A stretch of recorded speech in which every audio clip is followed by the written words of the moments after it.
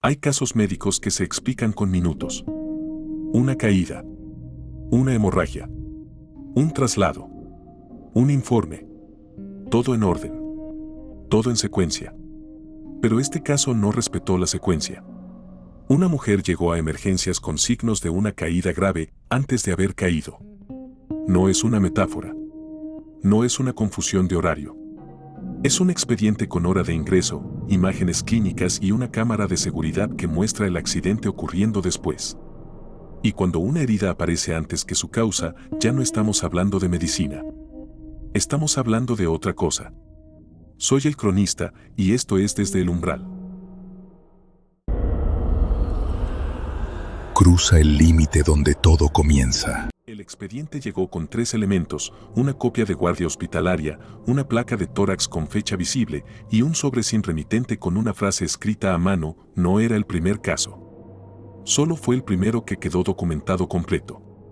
La paciente se llamaba Elena Hernández. 32 años. Sin antecedentes clínicos graves. Ingresó al Hospital San Jerónimo a las 18:14 por dolor torácico intenso, dificultad respiratoria y signos de hemorragia interna compatible con traumatismo severo reciente. No venía acompañada. No presentaba heridas abiertas aparatosas. Pero el cuerpo ya estaba reaccionando como si el accidente hubiera ocurrido. Lo extraño es que, según todas las cámaras posteriores, el accidente ocurrió a las 18:21. 7 minutos después del ingreso. La primera persona en advertir que algo no encajaba fue la doctora Vera Salcedo, médica forense con rotación hospitalaria en revisión de trauma complejo. Vera no era una mujer dada a supersticiones. Tenía la clase de temperamento que irrita a los creyentes del misterio: preciso, seco, clínico. Si algo no tenía explicación, lo clasificaba como dato faltante. Nunca como fenómeno. Pero con Elena apareció un problema difícil de ordenar. La radiografía mostraba microfracturas costales recientes y una contusión interna cuya progresión no coincidía con una caída ocurrida minutos después. Coincidía con una caída ya sufrida. No inminente. No probable. Ya sufrida. Elena estaba lúcida al ingreso. Confundida, sí. Dolorida también. Pero orientada. Respondía nombre, fecha, barrio, trabajo. Lo único raro en su declaración inicial fue una frase suelta, dicha antes de la primera analgesia: no fue acá. Cuando le preguntaron a qué se refería, repitió lo mismo: no fue acá. La otra cayó. En urgencias, ese tipo de frase puede quedar archivada como shock, desorientación o dolor agudo. Vera también lo pensó. Hasta que vio el video. Elena trabajaba en una oficina contable a pocas cuadras del hospital. Al revisar el trayecto, los investigadores encontraron una cámara exterior sobre la calle Arismendi. A las 18:21 exactas, la imagen muestra a Elena salir de un edificio, bajar 2 escalones laterales, perder el equilibrio al girar para atender una llamada y caer contra la baranda de hierro. La caída fue real. La lesión también. El problema es que a esa hora Elena ya estaba registrada en guardia. Había pasado admisión. Había sido evaluada. Y ya tenía imágenes médicas tomadas. La secuencia no permitía una solución fácil: o la cámara mentía, o el hospital mentía, o algo en el orden de los hechos había dejado de obedecer. Vera pidió revisar el ingreso completo. Encontró una anomalía menor, de esas que al principio parecen un error administrativo. Elena figuraba registrada 2 veces en el sistema. Una entrada a las 18:14. Otra a las 18:23. La segunda estaba incompleta, como si hubiese sido abierta y luego anulada. Lo raro no era la duplicación. Lo raro era que ambas entradas tenían signos vitales distintos y pequeñas variaciones en el peso y saturación de oxígeno.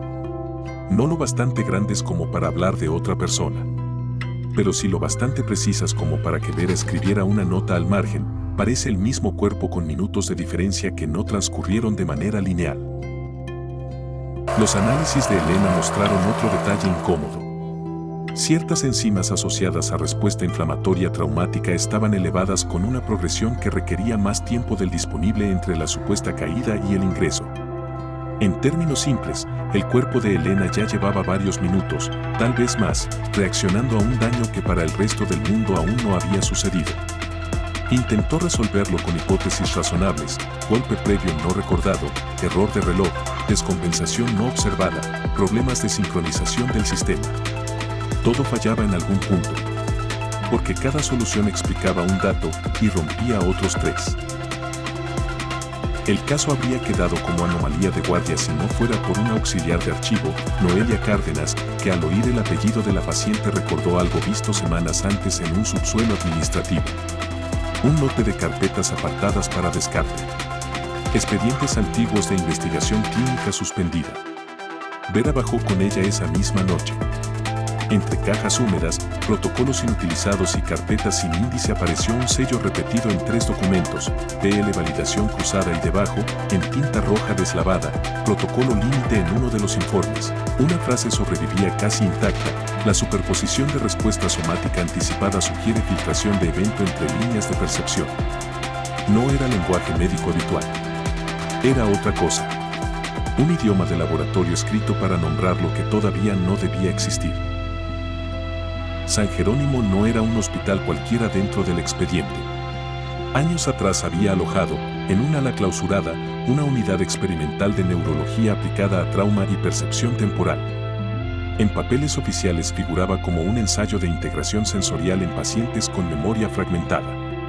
En documentos internos, el lenguaje cambiaba. Ya no hablaban de terapia. Hablaban de resonancia, eco de decisión, sincronización de variantes. Vera, al leerlo, no pensó en ciencia ficción. Pensó en científicos escribiendo demasiado cerca del borde de su propia obsesión. Porque hay investigaciones que no fracasan por imposibles.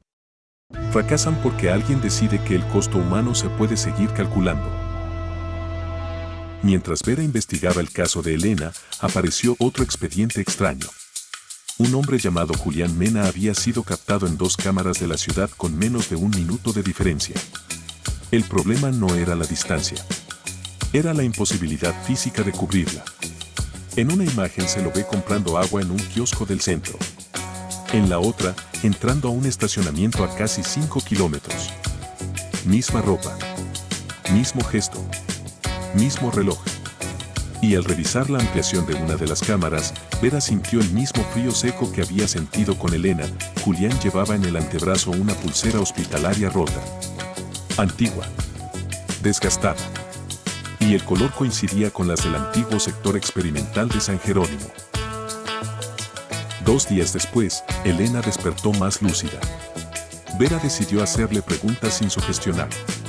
Quería saber si recordaba la caída, el hospital o la frase sobre la otra. Elena tardó en responder. Dijo que recordaba una escalera. Recordaba dolor. Recordaba ver, por una fracción de segundo, a una mujer idéntica a ella girar antes de caer.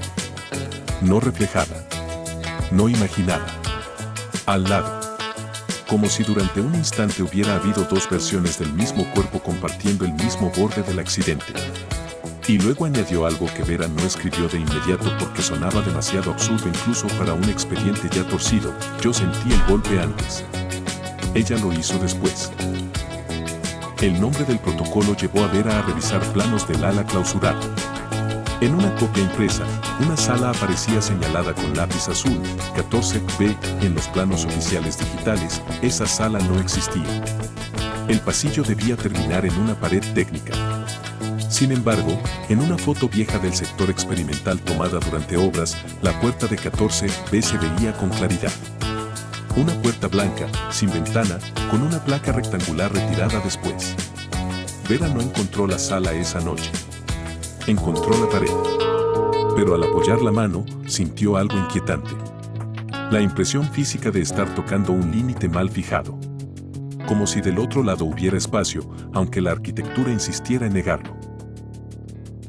A esta altura, el caso de Elena ya no parece una rareza médica. Tampoco un error administrativo. Empieza a dibujar algo peor: una serie de filtraciones entre 2 versiones de una misma realidad. Un protocolo olvidado. Un ala cerrada. Una paciente que sangra antes del accidente. Un hombre registrado en 2 puntos imposibles. Y una sala que aparece en las fotos, pero no en los planos. En el próximo archivo vamos a cruzar esa puerta. Porque si el protocolo límite no murió con el laboratorio, entonces lo que estamos viendo no son anomalías aisladas. Son intentos de contacto. Y cuando una grieta aprende a tocar tu realidad, tarde o temprano también aprende a reconocerte. Yo soy el cronista, y esto fue Desde el Umbral. ¿Cuál es tu teoría? Si tu cuerpo pudiera anticipar una herida que todavía no sufriste, ¿pensarías en un error médico o en una realidad que llegó antes de que tú llegaras? Si quieres que abramos el archivo Umbral 026, suscríbete y acompáñame al siguiente umbral.